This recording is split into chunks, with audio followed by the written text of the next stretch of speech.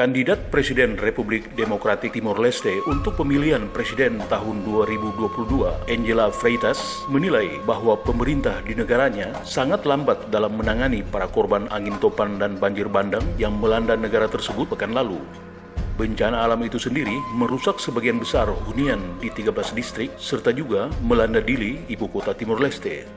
Menurut Presiden Partai Buruh Timor Leste atau Partido Trabalhista Timorense ini, bencana itu memukul telak perekonomian Timor Leste sehingga rakyatnya terancam kelaparan.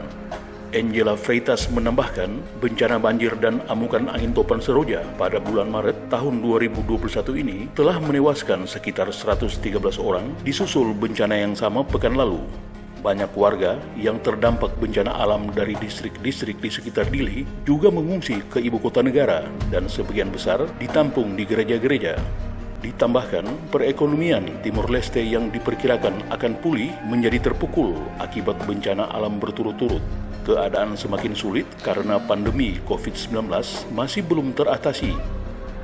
Parahnya lagi, lanjut Angela Freitas, pemerintah memberlakukan pembatasan bagi warga untuk tetap berada di rumah sehingga roda perekonomian negara mulai lumpuh. Angela Freitas menegaskan pemerintah Timor Leste telah melanggar hak asasi manusia karena memberlakukan aturan yang dilanggarnya sendiri. Sementara sebagian besar warga berada di rumah, banyak oknum-oknum pemerintah yang dinilainya terus bepergian ke luar negeri atau memberlakukan gaya hidup yang tidak terpuji. Tapi pemerintah sejauh ini menanganinya sangat slow. Itu karena itu tidak adanya kapasitas dari pemimpin itu sendiri di dalam manage resources untuk melayani situasi seperti itu. Sementara itu, Bank Dunia atau World Bank dalam laporan tahun 2021 memprediksi bahwa pandemi COVID-19 merupakan ancaman yang sangat serius terhadap produk domestik bruto Timor Leste. Senada itu, pemerintah Amerika Serikat lewat website resminya merilis laporan berjudul Pernyataan Iklim Investasi 2020 Timor Leste. Disebutkan, stabilitas politik di negara tersebut secara keseluruhan telah memungkinkan beberapa bisnis tumbuh.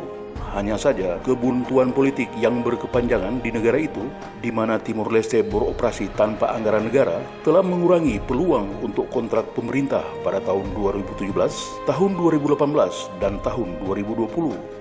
Ditegaskan bahwa kebuntuan politik di Timor Leste telah mempengaruhi banyak bidang ekonomi, termasuk perdagangan, layanan publik, dan pekerjaan umum yang lebih besar.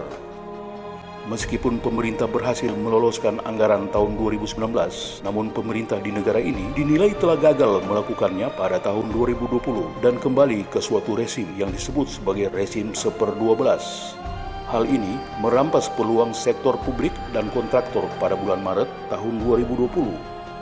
Masih menurut rilis pemerintah Amerika Serikat, pemerintah di negara berpopulasi 1 juta lebih ini telah memberlakukan keadaan darurat untuk menanggapi pandemi COVID-19. Aturan ini melarang banyak usaha kecil untuk beroperasi terkait penegakan persyaratan jarak sosial atau social distance.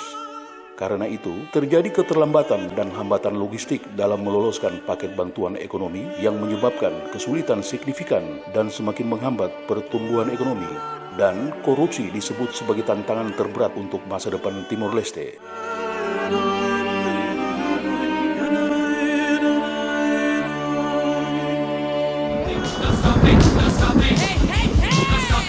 Stop it.